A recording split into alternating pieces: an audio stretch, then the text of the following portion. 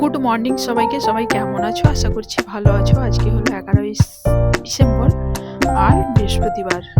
আর প্রত্যেকটা বাঙালি বাড়িতে বলতে পারো বৃহস্পতিবার মানেই লক্ষ্মী পুজো। আর সকালবেলা হচ্ছে তোড়জোড়, অনেকটাই কাজকর্ম বেড়ে যায় বলতে পারো। যাই হোক, তোমাদের সঙ্গে নিয়ে আজকের ব্লগটা শুরু করলাম। শুরু থেকে শেষ পর্যন্ত দেখার অনুরোধ থাকলো।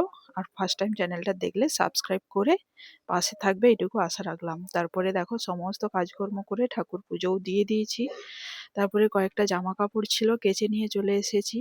এই যে এবার রৌদ্রটা বলতে পারো অনেকখানি উঠেছে, কারণ শীতকালে এই এক জ্বালা, মানে মনে হয় রৌদ্রুর মধ্যে বসে থাকি আর ঘরের মধ্যে গেলেই ঠান্ডা।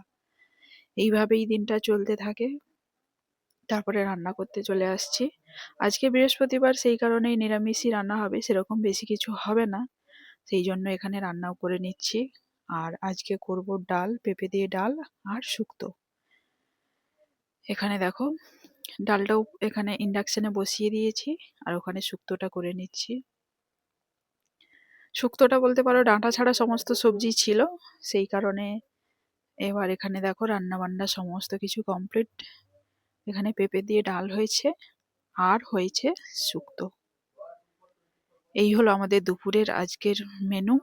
তারপরে একদম সেই সন্ধেবেলাতে এই যে একটু চা করলাম।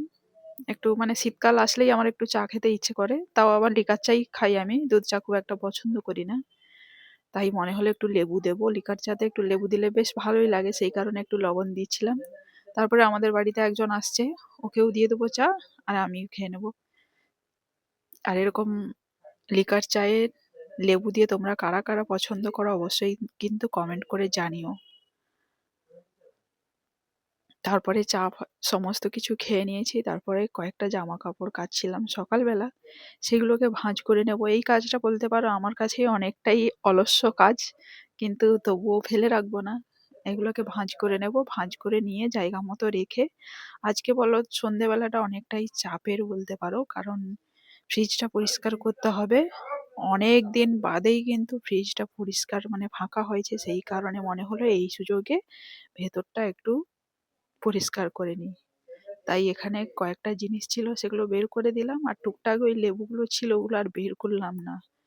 সেই করে বের করে নিয়ে এবার ওর যে র্যাকগুলো থাকে কাঁচের, সেইগুলোকে ধুয়ে ওখানে মুছে নিয়েছি, মুছে রেখেছি। তারপরে এই যে বেকিং সোডা দিয়ে হাফ কাপ জলের মধ্যে হাফ চামচ দিয়ে এবার ফ্রিজের ভেতরটা বলতে পারো একবারে ডিপ ক্লিন করব, কারণ ফ্রিজের মধ্যে ঠান্ডাতেই বলতে পারো বেশিরভাগ ভাইরাস ওখান থেকেই হয়। তো সেই কারণে আমরা কিন্তু সবসময় পরিষ্কার করতে না পারলে মাসেতে একবার করা একদম দরকার, না হলে এখান থেকেই আমাদের শরীর মানে খারাপ করে, কারণ ওর মধ্যে সমস্ত সবজি বেড়ে যাওয়া খাবার দাবার সব কিছুই ঢাকা রাখতে হয়, সেই কারণেই। তারপরে আমি ফ্রিজটাকে এখানে দেখো পরিষ্কার করে নিয়েছি। এবার ভাবলাম এবার মুছে টুছে নিয়ে র্যাকট্যাকগুলোকে যেভাবে ছিল সেভাবে রেখে দেবো, দিয়ে ভাবলাম কিছু সময় খুলে রাখবো, তাহলে কিন্তু অনেকটাই শুকনো হয়ে যাবে। আর যেগুলো ভাইরাস সেগুলো তো মানে বা খোলা রাখলেই তো ভালো, যেটুকু আমার জানা।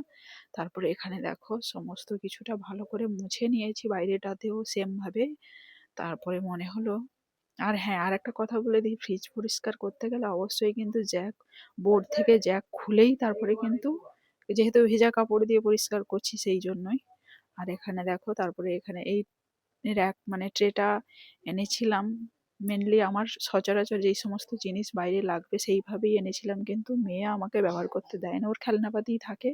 তারপরে এখানে দেখো রাতের রুটি হয়ে গেছে, ভাত আর ডাল আলু ভাতে সমস্ত কিছু রান্না বান্না কমপ্লিট।